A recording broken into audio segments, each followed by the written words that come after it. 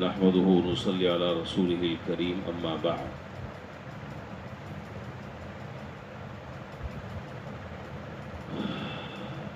آج رات کو یا کل رات کو انشاءاللہ چاند نظر آ جائے گا اور ذی الحجہ کا مہینہ شروع ہو جائے گا۔ یہ عشر ذی الحجہ یعنی ذی الحجہ کے ابتدائی 10 دن اور 10 رات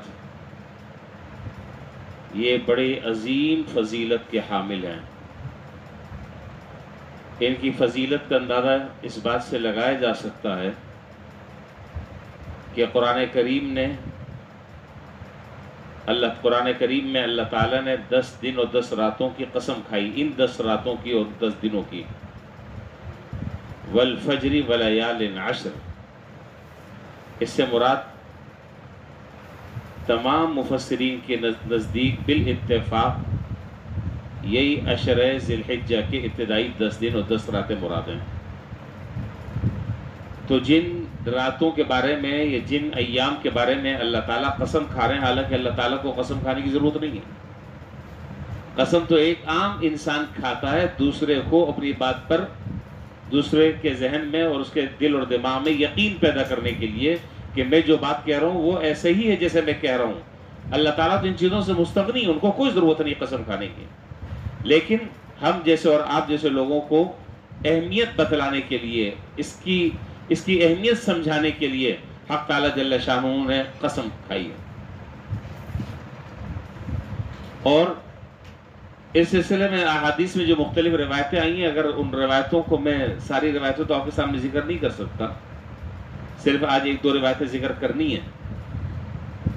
اگر ان روایتوں کو اگر آپ دیکھیں تو انسان کی عقل دنگ رہ جاتی ہے۔ بعض حضرات نے تو یہاں تک فرمایا کہ یہ جو 10 دن اور 10 رات ہیں یہ پورے کے پورے سال میں سب سے افضل ترین ایام ہیں، سب سے افضل ترین ایام۔ 360 دنوں میں یہ دن اور یہ راتیں بڑی اہم ہیں۔ اتنی زیادہ تاکید فرمائی، ایک طرف تو اس کو دیکھا جائے، آگے روایت آ جائے گی، اس سے آپ اندازہ لگا لیں گے، لیکن دوسری طرف ہم اپنے معاشرے میں اور اپنی سوسائٹی میں اور ماحول میں اگر نظر ڈالیں تو ایسا لگے گا کہ جتنی غفلت شاید ان دنوں میں ہوتی ہے اتنی غفلت عام دنوں میں نہیں ہوتی۔ سمجھنے والوں کے لیے بہت کچھ ہے اور نہ سمجھنے والوں کے لیے کچھ بھی نہیں ہے۔ جیسے ایک عام دن ہے، جیسے وہ غفلت میں گزر رہا ہے یہ بھی گزر جائے گا۔ اور غفلت کی وجہ یہ ہے کہ یہ جو 10 دن اور 10 راتیں ہیں یہ آپ کو معلوم ہے کہ یہ قربانی کے ایام ہیں، مطلب جانور لے کر آتے ہیں۔ قربانی کے ایام سے مراد یہ ہے کہ آدمی جانور لے کر آ رہا ہے، منڈیوں میں جا رہا ہے، ادھر تلاش کر رہا ہے ادھر تلاش کر رہا ہے، ظاہر ہے کہ ایک فریضہ ہے اس کو ادا کرنا ہے۔ پھر وہ جب جانور آ گیا تو اس جانور کے ساتھ جب تک کہ آپ جانور نہیں بنیں گے، جب تک کہ آپ اس کی خدمت نہیں کریں گے، جب تک اس کو آپ چرائیں گے نہیں، پھرائیں گے نہیں اور راتوں کو آپ اس کو لے کر پھریں گے نہیں، اس وقت تک کہ وہ شوق پورا نہیں ہوتا۔ تو بسا اوقات جو ہے آپ نے دیکھا ہوگا چرپائی لگا کر پوری رات جو ہے وہ چائے بھی چل رہی ہے، مہمان بھی آ رہے ہیں، گپ شپ بھی ہو رہی ہے، لیکن یہ آدمی وہ عظیم قربانی تو اللہ تعالیٰ کے راستے میں دینے کے لیے تیار ہے، لیکن اس سے زیادہ عظیم چیز اللہ کی نظر میں جو نماز ہے اس کا گلا گھونٹ دیا، اس کی گلے پہ چھری پھیر دی۔ نماز کی کوئی اہمیت نہیں، نماز نکل گئی کوئی بات نہیں۔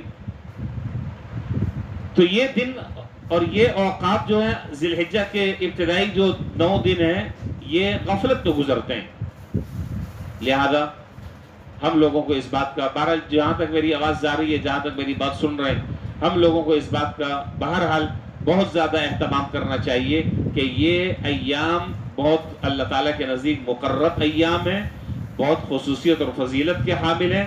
اول تو اس میں کوئی ایک نماز ہماری قضا نہیں ہونی چاہیے، انشاءاللہ کہہ دیں۔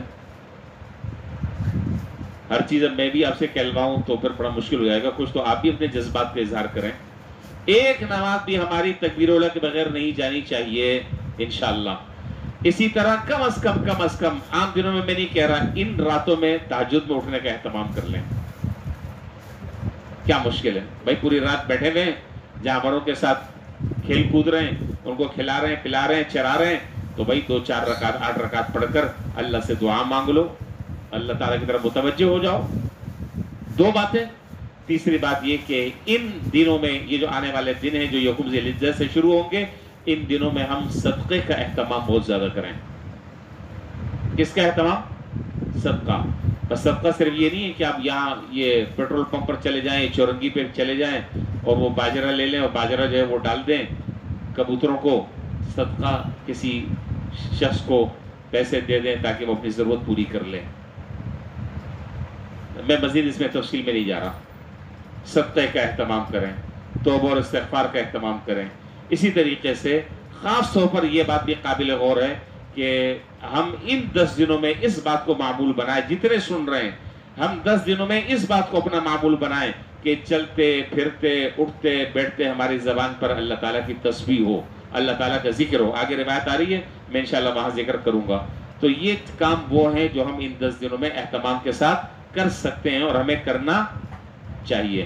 دیکھیے، عن ابن عباس رضی اللہ تعالی عنہما قال ما من عمل اسکا عند اللہ عز وجل۔ عجیب روایت ہے، عجیب روایت ہے، ذرا سا غور کریں گے، میرے عجیب کہنے سے آپ تعجب میں نہ پڑیں، روایت کو آپ دیکھیے۔ ما من عمل اسکا عند اللہ عز وجل اعظم اجرا من خیر لعمله في عشر يوم الاضحى قیل ولا الجہاد فی سبیل اللہ قال ولا الجہاد فی سبیل اللہ الا رجل خرج بنفسی ومالی فلم یرجع من ذلک بشیء۔ حضرت عبداللہ بن عباس رضی اللہ تعالیٰ عنہ فرماتے ہیں کہ جناب نبی کریم صلی اللہ علیہ وسلم نے فرمایا کہ ان 10 دنوں میں کوئی عمل اللہ تعالیٰ کے نزدیک زیادہ بہتر نہیں ہے جو ان 10 دنوں میں یا 10 راتوں میں وہ عمل کیا جائے۔ کسی سال کے دنوں میں وہ عمل بہتر نہیں جو عمل ان دنوں اور ان راتوں میں کیا جانے والا عمل ہے۔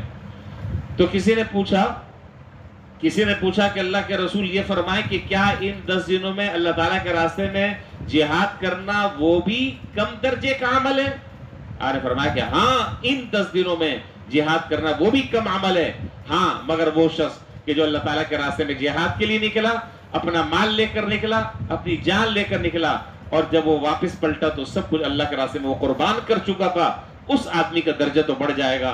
ورنہ اگر وہ مال لے کر لوٹا، یہ جان لے کر لوٹا، غازی بن کر لوٹا، تو پھر اس کا یہ عمل اللہ کے راستے میں جہاد کرنا یہ بھی کم درجے کا ہے، اور اس سے زیادہ درجہ اس آدمی کا ہے جو ان 10 دنوں 10 راتوں میں عبادت کریں۔ میرا خیال اب اس حدیث کی تشریح کرنے کی مجھے ضرورت نہیں ہے، اب آپ اندازہ لگا لیں۔ اس لیے دوسری روایتوں میں اس بات کا تذکرہ ہے، مختلف حدیث کے الفاظ ہیں۔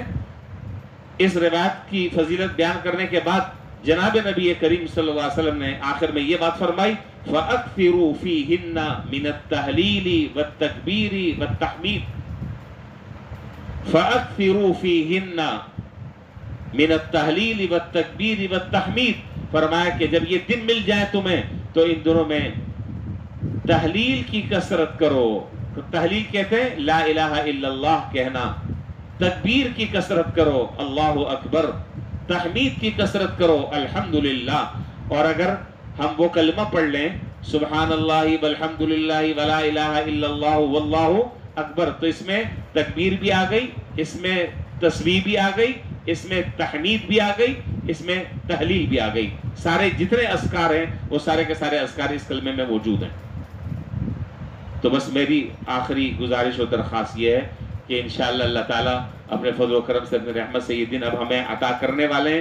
آج رات چاند نظر آ گیا تو کل یکم ذی الحجہ ہوگا، اور خاص طور پر میں یہ بات اس لیے بتا رہا ہوں کہ اگر کل یکم ذی الحجہ ہو گیا تو پھر میں کل وہ بات نہیں بتا سکوں گا، اس لیے آج بتانا ضروری ہے۔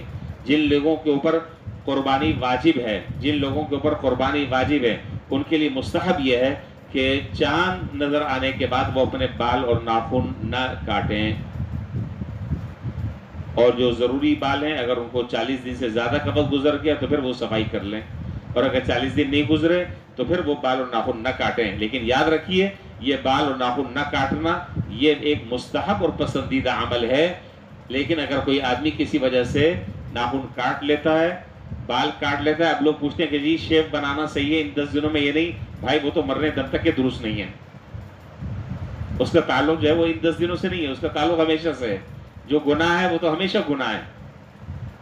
تو بال نہ کاٹے، ناخن نہ کاٹے، یہ مستحب ہے. لیکن اگر کوئی آدمی کسی وجہ سے کاٹ لیتا ہے تو اس کی قربانی پر ذرہ برابر کوئی اثر نہیں پڑے گا، اس کی قربانی پہ کوئی فرق نہیں پڑے گا، قربانی اس کی ہو جائے گی. مستحب ہے، بہتر یہ ہے کہ حاجیوں سے ایک مشابہت ہو جائے.